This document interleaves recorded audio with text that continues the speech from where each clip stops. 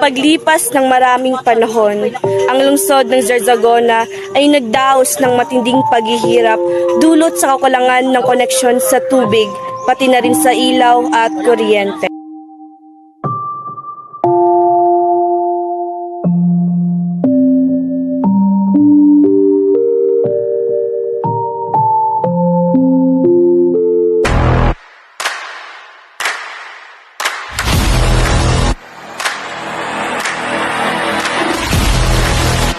JP ay laging aktibo sa serbisyo.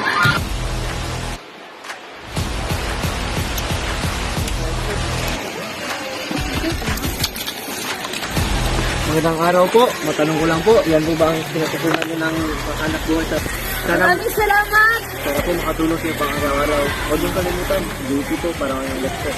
Ako si Maris, tatakbo bilang Bese Mayor sa lungsod ng Zarzagona.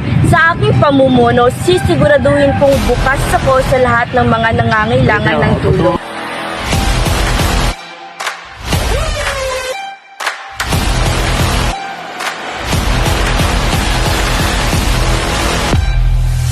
Sa panahon ko, may pagbabago.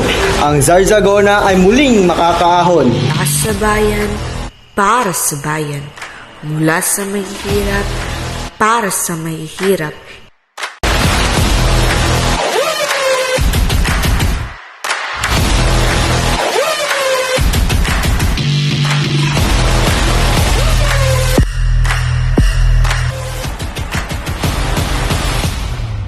Sa darating na halalan. Sa darating na halalan. Sa darating na halalan. Sa darating na halalan. Sa darating na halalan. Sa darating na halalan.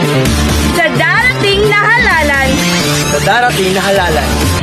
Sa darating na halalan. Iboto, JP Maris!